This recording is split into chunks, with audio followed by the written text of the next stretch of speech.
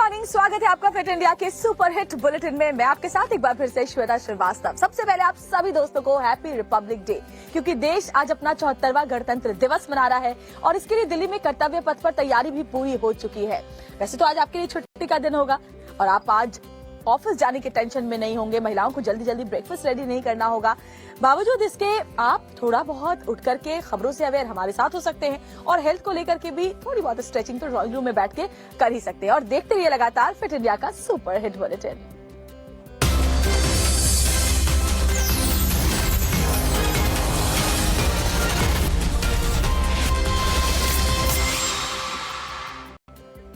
दिल्ली में यूं लग रहा है जाती जाती सर्दी ना एक बार फिर से लौट कर आ रही है। आज मौसम में फिर से थोड़ी सी वो देखी जा रही है ठंडक, जिसका एहसास मैं सुबह सुबह कर पा रही हूँ। और ये भी कहा जा रहा है प्रेडिक्शन में कि आने वाले 2 से 3 दिन, क्योंकि आसपास के जो पहाड़ी इलाके हैं वहाँ बर्फबारी होगी, हिमाचल में, उत्तराखंड में, ऐसे में दिल्ली में भी तापमान में गिरावट देखी जा सकती है।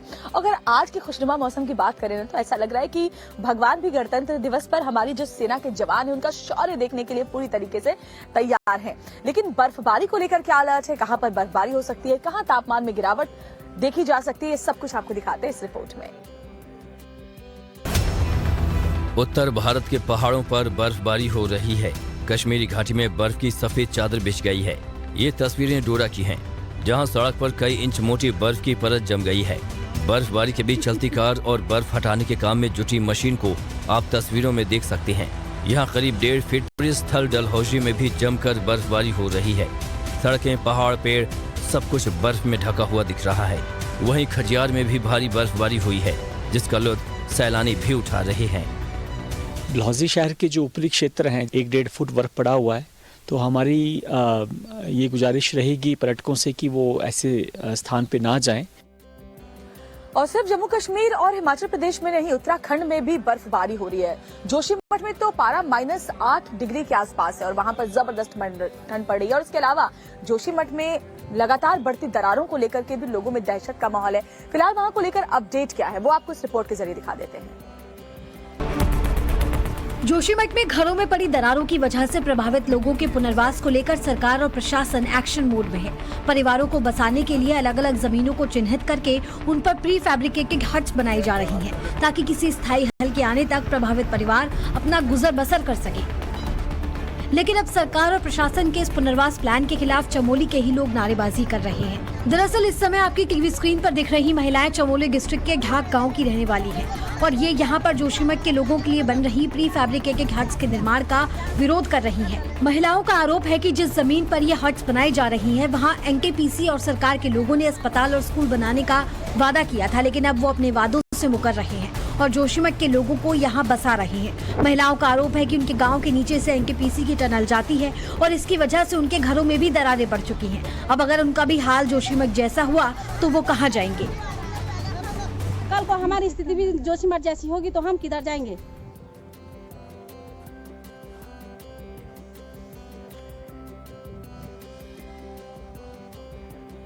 तो उम्मीद है कि जोशीमठ के विस्थापितों को जल्द ही समाधान मिलेगा, उनका अपना घर मिलेगा। लेकिन बात अगर कोरोना की करें ना, तो चीन को कोरोना ने बेहाल कर रखा है। अच्छी बात यह है कि हमारे देश में कोरोना को लेकर के कोई डर नहीं है, क्योंकि हमने सबने वैक्सीनेशन के अभियान में जिस बढ़ चढ़कर हिस्सा लिया और सरकार ने जिस तरीके से लोगों को जागरूक किया, उसका असर देखिए अभी नजर आ रहा है। और ऐसे में चीन में क्या हालात बने हुए हैं वो आपको दिखा देते हैं इस रिपोर्ट के जरिए।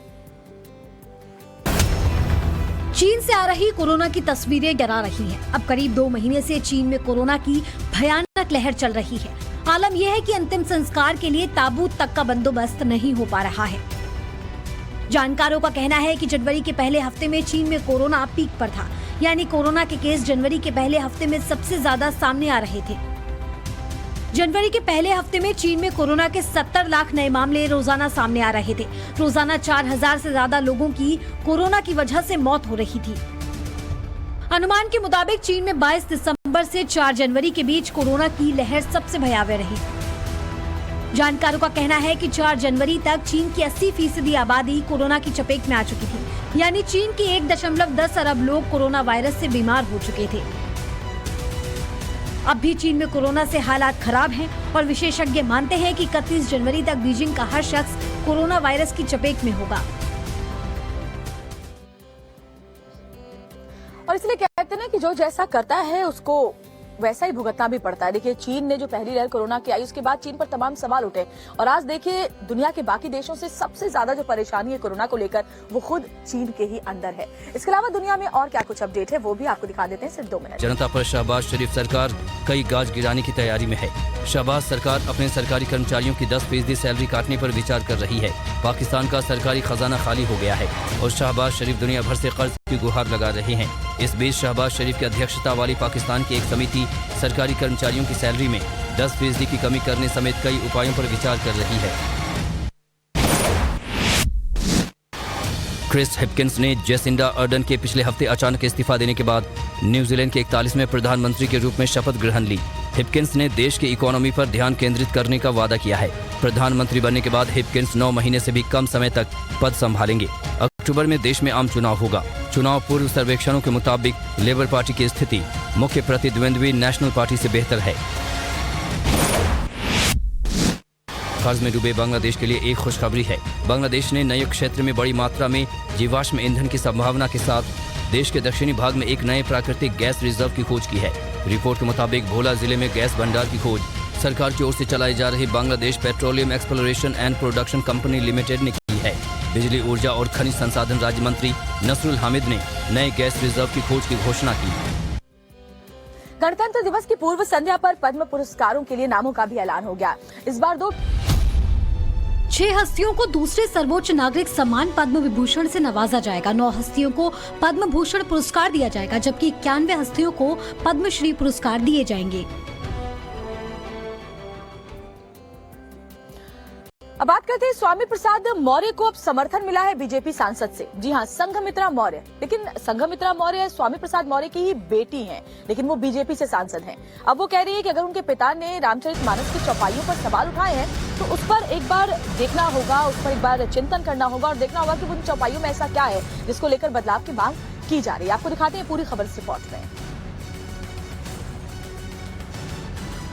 शायद इसलिए कोट किया होगा क्योंकि वह लाइन स्वयं भगवान राम के चरित्र के विपरीत है। जहां भगवान राम सबरी के झूठे बेर खा करके जाति और धर्म, जाति को महत्व नहीं दिए, वहीं पर उस लाइन में जाति का वर्णन किया गया है और उस लाइन को उन्होंने यदि डाउटफुल दृष्टि से कोट करके स्पष्टीकरण मांगा तो हमें लगता है स्पष्टीकरण होना चाहिए। तो संघमित्रा मौर्य की बात आपने सुनी, जो अपने पिता का समर्थन करती हुई नजर आई। अब देखना होगा बीजेपी इसको लेकर के, बीजेपी के जो बाकी दूसरे नेता हैं उत्तर प्रदेश के, वो किस तरीके से इस बातों पर प्रतिक्रिया देते हैं। वैसे हरदोई में एक दिल दहलाने वाला मामला सामने आया, जहां प्रेम प्रसंग में एक हिंदू युवक की हत्या कर दी गई है। पूरी खबर क्या है आपको इस रिपोर्ट में दिखा देते हैं। मिलने गए युवक की संदिग्ध परिस्थितियों में मौत हो जाने से पूरे इलाके में हड़कंप मच गया है। मृतक युवक के बड़े भाई का आरोप है कि युवती के परिजनों ने मिलकर उसके भाई को 3 मंजिला इमारत से नीचे फेंक दिया, जिसकी वजह से उसकी मौत हो गई।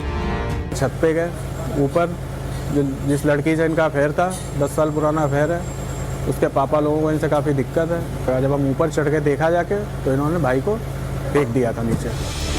जानकारी के मुताबिक युवक और युवती के बीच बीते 10 सालों से लव अफेयर था और युवक अपने बड़े भाई की शादी में शामिल होने के लिए दिल्ली से हरदोई आया था।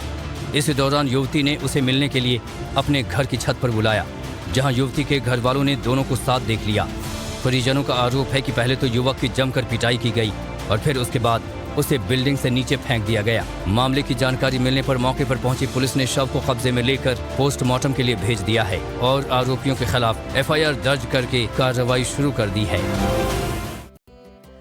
तो वाकई इस तरीके से जो वॉक करते हुए हम अपनी सुबह की शुरुआत करते हैं तो यूं लगता है जैसे कि हमारा जो पूरा दिन है ना वो बहुत ही एक्टिव गुजरता है। और इसीलिए आपको भी मैं कहती हूँ हमेशा कि सुबह सुबह भले ही आप बाहर नहीं निकल पा रहे इस ठंड में, तो ड्राइंग रूम के अंदर ही थोड़ी चहलकदमी कर लीजिए, कम से कम वार्म अप तो हो ही जाएगा।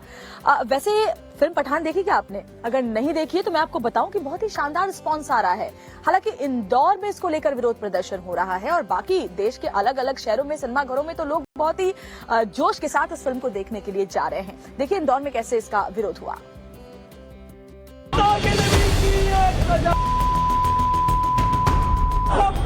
आपत्तिजनक विरोध प्रदर्शन की ये तस्वीरें MP के इंदौर से सामने आई हैं, जहां कुछ लोगों ने भड़काऊ नारेबाजी की। सदर बाजार इलाके में हुई इस नारेबाजी का वीडियो अब सोशल मीडिया पर जमकर वायरल हो रहा है।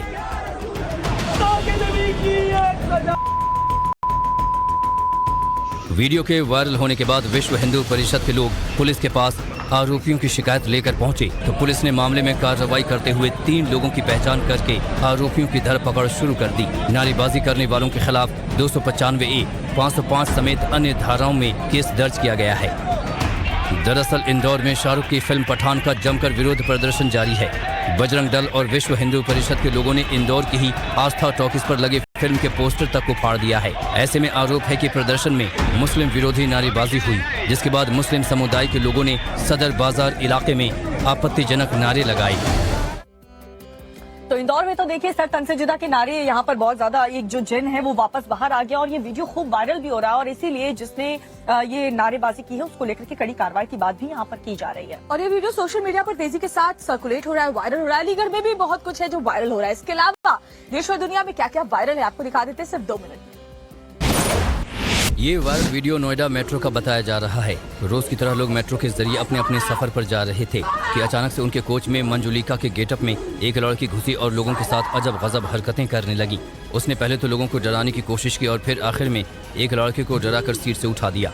बता दें कि लड़की रील्स बनाने के लिए ऐसी हरकतें की। उत्तर प्रदेश के अलीगढ़ जिले में भूत का एक वीडियो सोशल मीडिया पर तेजी से वायरल हो रहा है। वायरल वीडियो में भूत अचानक से आ जाता है और फिर एकाएक गायब हो जाता है। वीडियो बन्ना देवी थाना क्षेत्र का बताया जा रहा है। वायरल वीडियो में चादर ओढ़े महिला अचानक से सामने आती है। कुछ दूर वो चहलकदमी करती है और फिर गायब हो जाती है। सोशल मीडिया पर वायरल वीडियो पर बहस छिड़ गई है। कुछ लोग इसे एडिटेड बता रहे हैं तो वहीं कुछ लोग इसे टेक्निकल गड़बड़ी कह रहे हैं। ये वीडियो मध्य प्रदेश के रतलाम रेलवे स्टेशन का है। इस वीडियो में महिला आरक्षक बहादुरी से एक रेल यात्री की जान बचाती नजर आ रही है। दरअसल यात्री चलती ट्रेन पर चढ़ने की कोशिश करता है, तभी उसका पैर फिसल गया और वो गिर गया। इसी दौरान वहां ड्यूटी पर तैनात महिला आरक्षक ने गजब की फुर्ती दिखाई और फौरन यात्री को खींचकर बाहर निकाला।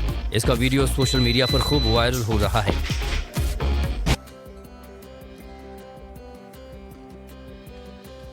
वैसे सुबह सुबह ना वर्कआउट करने के साथ साथ एक और चीज करना बहुत अच्छा लगता है, ध्यान लगाना, मेडिटेट करना। अगर आप प्रे करते हैं तो प्रे करना है ना।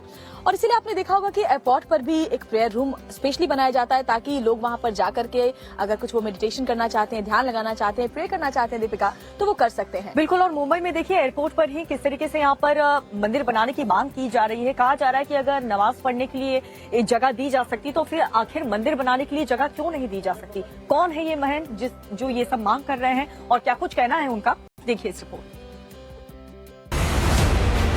मुंबई एयरपोर्ट पर अब मंदिर बनाने की मांग उठी है। तर्क दिया जा रहा है कि एयरपोर्ट पर जब नमाज पढ़ने के लिए स्थान है तो हिंदुओं के पूजा करने के लिए मंदिर भी होना चाहिए। अंजनेरी नासिक के महंत ने मुख्यमंत्री एकनाथ शिंदे को पत्र लिखा है। अनिकेत शास्त्री ने संविधान का हवाला देते हुए कहा है कि सभी धर्मों को एक समान अधिकार है, तो फिर एयरपोर्ट पर मंदिर क्यों नहीं बनाया गया है।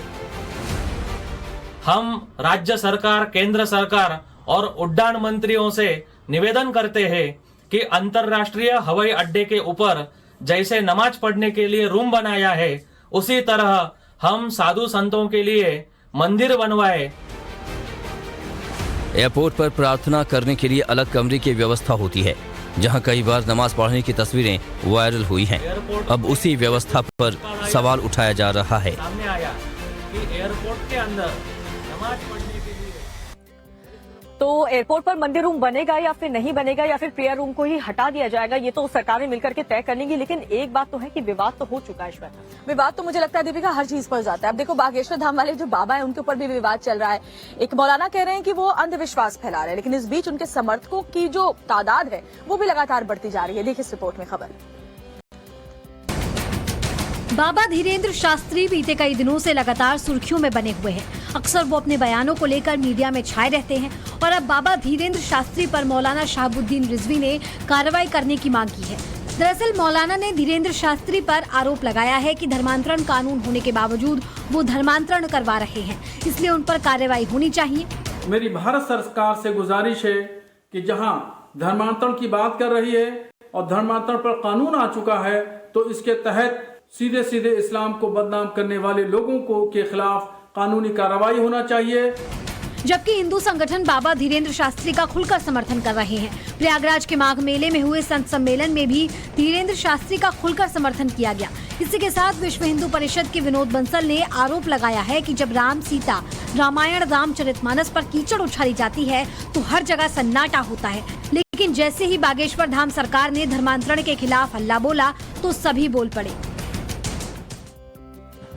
वैसे मुझे एक बात समझ में नहीं आती दीपिका, बाबा का प्रवचन है, जिसको इच्छा हो वो जाकर सुने, जिसको ना अच्छा हो ना जाकर के सुने। इसमें किसी को दबाव देने वाली या फिर इसका विरोध करने वाली क्या बात है? ठीक वैसे ही जैसे पठान फिल्म को लेकर के अगर आपकी मर्जी है, आपको देखना है तो देखिए, आपके फेवरेट एक्टर एक्ट्रेस हैं तो देखिए, नहीं पसंद तो मत देखिए, लेकिन बवाल करने की क्या जरूरत है। इसी से जुड़ी खबर आपको दिखाता है।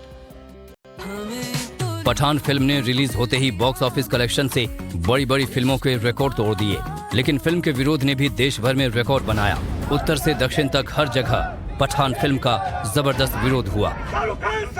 बजरंग दल के कार्यकर्ता हाथों में भगवा झंडे लेकर सिनेमा घर पहुंच गए। पठान फिल्म और शाहरुख खान के खिलाफ जबरदस्त नारेबाजी की गई। बेंगलुरु में भी पठान फिल्म का जबरदस्त विरोध हुआ। हिंदूवादी संगठनों ने सड़क पर जाम लगाया और फिल्म के पोस्टर भी जलाए। एमपी की राजधानी भोपाल में पठान फिल्म का जबरदस्त विरोध हुआ। बजरंग दल के कार्यकर्ता टिकट काउंटर के सामने धरने पर बैठ गए और हनुमान चालीसा का पाठ किया। शाहरुख खान के खिलाफ नारेबाजी भी की। ग्वालियर में बजरंग दल के कार्यकर्ताओं ने रैली निकाली और पठान फिल्म का विरोध किया। पठान फिल्म न देखने की अपील की और शाहरुख दीपिका के खिलाफ नारेबाजी भी की।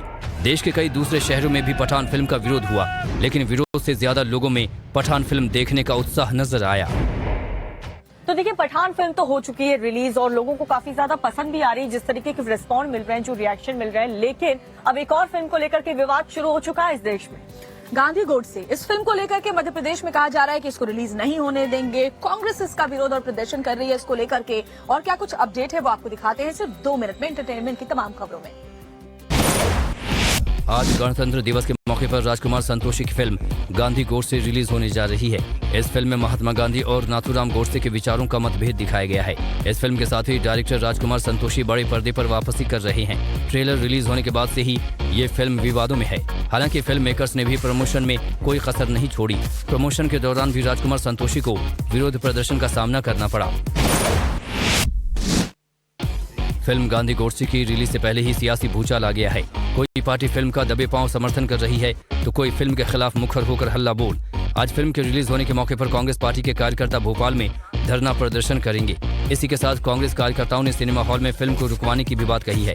कार्यकर्ताओं का कहना है कि अगर फिल्म में महात्मा गांधी के बारे में एक भी गलत चीज दर्शाई गई तो वो फिल्म की स्क्रीनिंग नहीं होने देंगे। विवादों के बीच फिल्म पठान थिएटर्स में रिलीज हुई। फिल्म देखने के लिए फैंस सुपर एक्साइटेड हैं। सिनेमा घरों के बाहर लोगों की भारी भीड़ दिखी। किंग खान के फैंस के बीच जहां जश्न का माहौल है तो वहीं फिल्म की रिलीज के साथ ही जगह जगह फिल्म को लेकर विरोध प्रदर्शन भी देखने को मिला। इंदौर के सिनेमा घरों में हिंदू संगठनों ने जमकर प्रदर्शन किया, जिसके चलते कुछ सिनेमा घरों में पठान फिल्म के शो कैंसिल भी करने पड़े। फिल्म पठान को लेकर देश में जबरदस्त कंट्रोवर्सी चल रही है। ऐसे में जिन लोगों ने फिल्म को देखा है उनकी फिल्म के बारे में क्या रिव्यू है, हमारे संवाददाता ने दर्शकों से बात की। बहुत अच्छा, बहुत बेहतरीन। अच्छा, जिस तरीके बहुत अच्छी लगी, बहुत बढ़िया लगी। मूवी बहुत बढ़िया थी।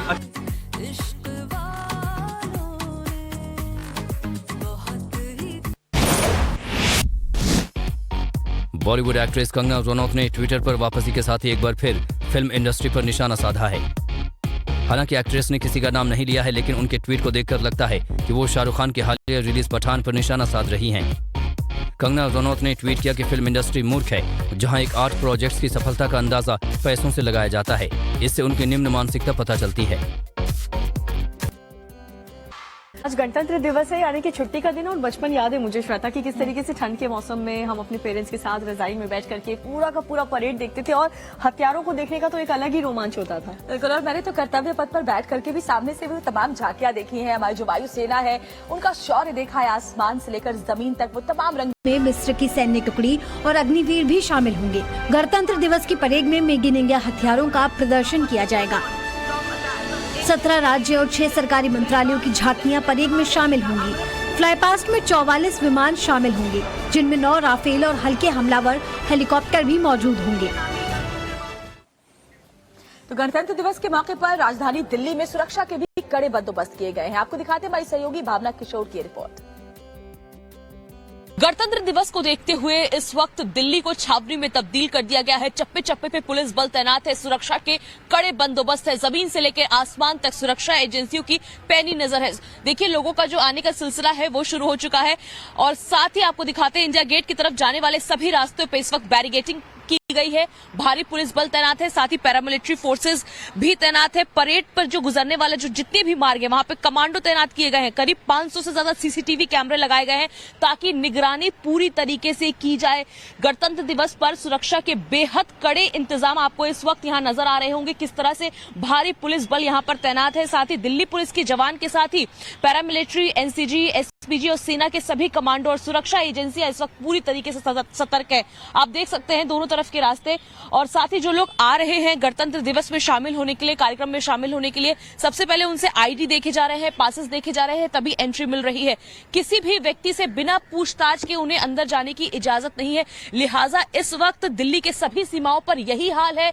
हर जगह बैरिकेडिंग की गई है, भारी पुलिस बल तैनात है। सीमाओं पर किसी भी गाड़ी को अंदर आने की इजाजत नहीं है। पहले पूरी चेकिंग हो रही है, पूरी तफ्तीश हो रही है, उसके बाद ही जो लोग हैं अंदर जा सकते हैं। इस वक्त पूरी दिल्ली छावनी में तब्दील हो चुकी है। चप्पे चप्पे पे आपको इस वक्त सड़कों पर इसी तरह से भारी पुलिस बल तैनात नजर आएंगे। साथ ही पैरामिलिट्री की फोर्सेस भी है, पूरी तरीके से मुस्तैद है। कुछ देर में ही गणतंत्र दिवस का जो कार्यक्रम है वो शुरू होने वाला है और पूरी दुनिया इसे देखती है, तो इसलिए इस बार जो तैयारी है वो भी बहुत जबरदस्त है। सुरक्षा के भी कड़े इंतजाम किए गए हैं। इस बार करीब 17 राज्यों में से 30 झांकियां जो है इस बार निकाली जानी है कर्तव्य पथ पर। उसके साथ ही साथ मिस्र के राष्ट्रपति इस बार गेस्ट के तौर पर यहां पर उपस्थित होंगे। तो जबरदस्त जो कार्यक्रम है गणतंत्र दिवस का वो होने वाला है। लेकिन सुरक्षा की बात करें तो सुरक्षा के भी कड़े इंतजाम इस वक्त दिल्ली के सड़कों पर नजर आ रहे हैं। भावना किशोर, टाइम्स ऑफ भारत के लिए। और साथ ही आपको बता दें कि गणतंत्र दिवस परेड में पहली पंक्ति में नजर आएंगे 3 परमवीर भी। और राष्ट्रपति हमारे जो सर्वोच्च बलिदान देने वाले हमारे सैनिक हैं, इसके अलावा जिन्होंने अपने कर्तव्य की राह पर अपना शौर्य दिखाया है, उनको सम्मानित भी करेंगे। किसे शौर्य चक्र से नवाजा जाएगा, किसे कीर्ति चक्र मिलेगा, ये सब कुछ आपको दिखाते हैं। अदम्य साहस और शौर्य का प्रदर्शन करने वाले हिंदुस्तान के सुरमाओं को आज राष्ट्रपति वीरता पदकों से सम्मानित करेंगे। अप्रैल 2022 में बड़गाम में आतंकियों के खात्मे के दौरान सर्वश्रेष्ठ साहस दिखाने वाले मेजर सुभांग को कीर्ति चक्र से सम्मानित किया जाएगा। अप्रैल 2022 में पुलवामा में आतंकियों के सफाई में सर्वश्रेष्ठ शौर्य दिखाने वाले नायक जितेंद्र सिंह को कीर्ति चक्र से सम्मानित किया जाएगा। मार्च 2022 में पुलवामा में आतंकियों के सफाई के दौरान पराक्रम दिखाने वाले मेजर आदित्य भदौरिया को शौर्य चक्र से सम्मानित किया जाएगा। मई 2022 में बांदीपुरा में आतंकियों के खात्मे के दौरान सर्वश्रेष्ठ पराक्रम दिखाने वाले कैप्टन अरुण कुमार को शौर्य चक्र से सम्मानित किया जाएगा। अप्रैल 2022 में कुलगाम में आतंकियों का सफाया करने के दौरान शौर्य दिखाने वाले कैप्टन युद्धवीर सिंह को शौर्य चक्र से सम्मानित किया जाएगा। जुलाई 2022 में कुपवाड़ा में आतंकियों के हमले के दौरान सर्वश्रेष्ठ प्रदर्शन करते हुए जसवीर सिंह को मरणोपरांत शौर्य चक्र से नवाजा जाएगा। तो जब ये परेड खत्म होगी, प्रधानमंत्री नरेंद्र मोदी उन बहादुर बच्चों से भी मुलाकात करेंगे और साथ ही जो आम लोग जिन्हें इस बार खासतौर पर दीपिका बुलाया गया है वहां पर कर्तव्य पथ पर परेड में शामिल होने के लिए, उनसे भी मुलाकात कर सकते हैं। और गणतंत्र दिवस की पूर्व संध्या पर तो एनसीसी कैडेट से भी प्रधानमंत्री नरेंद्र मोदी ने मुलाकात की है। उन्हें क्या मंत्र दिया और देश में क्या कुछ चल रहा है, 2 मिनट में आपको दिखाते हैं। आज गणतंत्र दिवस है, लेकिन कल शाम में प्रधानमंत्री मोदी ने एनसीसी कैडेट्स और वॉलंटियर्स के साथ संवाद किया, उन्हें उनकी जिम्मेदारी बताई। हमारी विरासत को भविष्य के लिए सहेजने और संवारने की जिम्मेदारी आपकी है। पीएम ने कैडेट्स को संबोधित करते हुए ये भी कहा कि विकसित भारत के सबसे बड़े लाभार्थी भी युवा हैं। देश के निर्माण की सबसे बड़ी जिम्मेदारी भी युवाओं के कंधे पर है। इन संगठनों को प्रोत्साहित किया। बीबीसी की विवादित डॉक्यूमेंट्री पर बवाल अब जेएनयू यूनिवर्सिटी से शुरू होकर दिल्ली के जामिया मिलिया इस्लामिया यूनिवर्सिटी तक पहुंच गया है। छात्रों ने जमकर बवाल मचाया तो पुलिस एक्शन में आ गई। बवाल के बाद 4 छात्रों को हिरासत में ले लिया गया। शाम 6 बजे छात्रों ने डॉक्यूमेंट्री की स्क्रीनिंग रखी थी, लेकिन यूनिवर्सिटी प्रशासन से इसकी अनुमति नहीं ली गई। छात्रों के अड़ियल रवैये के बाद पुलिस को एक्शन लेना पड़ा। फिलहाल मौके पर भारी पुलिस फोर्स तैनात है। चर्चाओं में चल रहे बागेश्वर धाम के बाबा धीरेन्द्र शास्त्री को बड़ी राहत मिली है। अंधविश्वास फैलाने के आरोपों के बाद नागपुर पुलिस ने उन्हें क्लीन चिट दे दी। एक प्रॉपर निष्कर्ष पे पहुंचे, इसके लिए टाइम जरूर लगा है, लेकिन किसी भी प्रकार का इसमें कोई ऑफेंस मेकआउट होता है, ऐसी बात है। 7 और 8 जनवरी को जो धीरेन्द्र शास्त्री का दिव्य दरबार हुआ था, उसके पूरे वीडियो की बारीकी तरीके से पुलिस ने जांच की। उसके बाद क्लीन चिट दिया गया। आर्ट ऑफ लिविंग के संस्थापक श्री श्री रविशंकर और 3 अन्य लोगों को ले जा रहे हेलीकॉप्टर की तमिलनाडु की उनिकियन आदिवासी बस्ती में इमरजेंसी लैंडिंग करानी पड़ी। दरअसल खराब मौसम की वजह से हेलीकॉप्टर की आपात लैंडिंग की गई। पायलट ने नेविगेट करने में कठिनाई की शिकायत की थी। 1 घंटे बाद मौसम में सुधार होने के बाद हेलीकॉप्टर ने फिर उड़ान भरी। हेलीकॉप्टर में सवार अन्य लोगों में उनके 2 सहायक और पायलट थे। बीबीसी की डॉक्यूमेंट्री पर मचे सियासी घमासान के बीच कांग्रेस को दक्षिण भारत के केरल में बड़ा झटका लगा है। पूर्व केंद्रीय मंत्री A.K. एंटनी के बेटे अनिल के एंटनी ने कांग्रेस में सभी पदों से इस्तीफा दे दिया है। अनिल एंटनी ने ट्वीट कर कहा है कि मुझ पर एक ट्वीट को डिलीट करने के लिए असहिष्णुता के साथ दबाव बनाया जा रहा था। ऐसा वो लोग कर रहे थे जो फ्रीडम ऑफ स्पीच के लिए खड़े होने की बात करते हैं। तो लो भाई, जेएनयू से ये विवाद शुरू हुआ और अब जाकर के जामिया तक जा पहुंचा।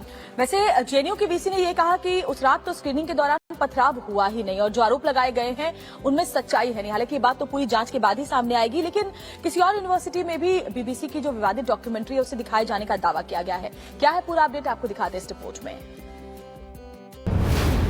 जेएनयू में बीबीसी की डॉक्यूमेंट्री देखे जाने पर हुए पथराव पर अब वाइस चांसलर धूलीपुड़ी ने टाइम्स नाउ नेटवर्क डॉक्यूमेंट्री की कोई स्क्रीनिंग नहीं हुई थी।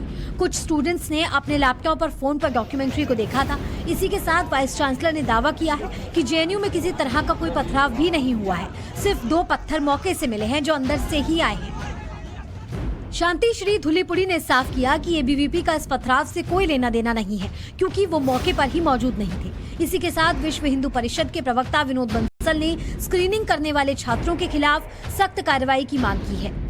जेएनयू में डॉक्यूमेंट्री दिखाने पर स्थिति भले ही साफ न हो पा रही हो, लेकिन चंडीगढ़ में इसकी स्क्रीनिंग के पुख्ता दावे किए जा रहे हैं। दरअसल एनएसयूआई के राष्ट्रीय अध्यक्ष नीरज कुंदन ने ट्विटर पर दावा किया है कि पंजाब यूनिवर्सिटी में बीबीसी की डॉक्यूमेंट्री को कई छात्रों ने देखा है। हालांकि खबरों के मुताबिक स्क्रीनिंग की बात जैसे ही यूनिवर्सिटी प्रशासन के कानों तक पहुंची, उन्होंने तुरंत मौके पर पहुंचकर इसे बंद करवा दिया। गणतंत्र दिवस के पहले बिहार के औरंगाबाद में सुरक्षा बल के जवानों को एक बड़ी कामयाबी मिली है। जो नक्सल विरोधी अभियान वहां पर चल रहा है उसमें अहम सफलता हाथ लगी है। बिल्कुल, और साथ ही सीआरपीएफ के जवानों की बात करें तो माओवादियों की जो साजिश थी उसे नाकामयाब कर दिया है। क्या साजिश रची गई थी और कैसे इसे नाकाम किया, उस रिपोर्ट को भी देखिए। ब्लास्ट की तस्वीरें ना तो रूस से आई हैं और ना ही यूक्रेन से। धमाके की तस्वीरें बिहार के औरंगाबाद से सामने आई हैं, जहां गणतंत्र दिवस से पहले सुरक्षा बलों द्वारा स्पेशल नक्सल विरोधी अभियान चलाया गया और नक्सलियों की बड़ी चालबाजी को नेस्ता नाबूद कर दिया गया। जानकारी के मुताबिक औरंगाबाद में माओवादियों ने गणतंत्र दिवस पर एक बड़ा हमला करने का प्लान किया था, जिसे सुरक्षा बलों ने न्यूट्रलाइज कर दिया है। साथ ही भारी मात्रा में बम और विस्फोटक बरामद किए हैं।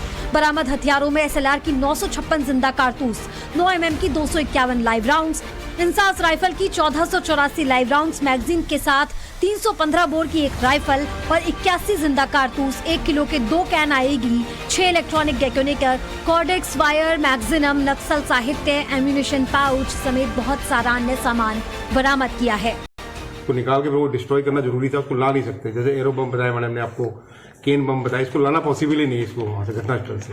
उसको हम लोग वहीं का वहीं इसको डिस्ट्रॉय कर दिया था। तो ये हमारी सेना का शौर्य और उनकी मुस्तैदी है जो देश के आम नागरिकों की सुरक्षा करते हैं, और वो लोग बॉर्डर पर दिन रात डटे हुए हैं और तभी तो हम चैन की नींद सो रहे हैं। बिल्कुल, तभी हम चैन की नींद सो रहे हैं, लेकिन चैन की नींद वॉर जोन में रूस यूक्रेन के जवानों को नहीं मिल रही और ना ही वहां पर रहने वाले लोगों को। क्या अपडेट वहां से आपको दिखाते हैं सिर्फ 2 मिनट में। महाजंग के बीच रूसी पूरी ताकत के साथ यूक्रेन पर वार कर रहा है। लंबी होती लड़ाई से पुतिन भी परेशान हैं और जल्द से जल्द इस जंग को खत्म करना चाहते हैं। इस बीच रूसी रक्षा मंत्रालय ने एक नया वीडियो जारी किया है, जिसमें रूसी आर्मी अपनी ताकत दिखा रही है। रूसी सैनिक स्पेशल ऑपरेशन के लिए ट्रेनिंग कर रहे हैं। खतरनाक हथियारों के साथ यूक्रेन पर हमले की नई नीति तय कर रहे हैं। महायुद्ध में यूक्रेन के खिलाफ रूसी राष्ट्रपति पुतिन ने बड़ी चाल चली है। खत्म होते हथियारों से निपटने के लिए पुतिन अमेरिकी हथियारों को हड़पने की साजिश रच रहे हैं। पुतिन यूक्रेन के खिलाफ और जोरदार तरीके से लड़ने के लिए तालिबान से हथियार जुटाने की फिराक में हैं। पुतिन को पता है कि अफगानिस्तान से निकलते वक्त अमेरिका ने वहां अपने हथियार छोड़े थे। अब उन हथियारों के बूते जंग को जीतने का प्लान कर रहे हैं। यूक्रेन पर पुतिन की परमाणु धमकियों के बाद कयामत की घड़ी में 10 सेकंड कम किया गया है। ये दावा परमाणु वैज्ञानिकों ने किया है। टॉप परमाणु वैज्ञानिकों के मुताबिक अब दुनिया तबाह होने से सिर्फ 90 सेकंड की दूरी पर है। इस घड़ी में आधी रात का वक्त होने में जितना कम समय रहेगा, दुनिया में परमाणु युद्ध का खतरा उतना ही करीब होगा। 1947 से ही काम कर रही ये घड़ी बताती है कि दुनिया महाविनाश से कितनी दूर खड़ी है। पिछले करीब 1 साल से जारी महाजंग और ज्यादा खतरनाक मोड़ पर पहुंच सकती है। रूस के विरोध के बावजूद जर्मनी के साथ साथ अमेरिका भी यूक्रेन को अपने आधुनिक टैंक देने को राजी हो गया है। यूक्रेन लंबे वक्त से जर्मनी से उसके लेटेस्ट लेपर्ड 2 टैंक की मांग कर रहा था। जर्मनी यूक्रेन को 14 लेपर्ड 2 टैंक देगा। इसके साथ ही अमेरिका भी अपने अब्राम M1 टैंक यूक्रेन को देने के लिए राजी हो गया है। अमेरिकी राष्ट्रपति जो बाइडेन ने इसका ऐलान कर दिया है। जर्मनी के बाद अमेरिकी राष्ट्रपति जो बाइडेन ने भी यूक्रेन को टैंक पहुंचाने की बात कही है। बाइडेन के मुताबिक वो बहुत जल्द 31 अब्राम टैंकों की एक खेप कीव पहुंचाने वाले हैं, जो यूक्रेनी सैनिकों की रूस के खिलाफ युद्ध में काफी हद तक मदद करेगी। इसी के साथ अमेरिका यूक्रेन को सैकड़ों बख्तरबंद वाहन समेत अन्य सैन्य मदद भी पहुंचाएगा। बता दें कि रूस से जंग लड़ने के लिए यूक्रेनी सैनिकों को टैंकों की सख्त जरूरत है।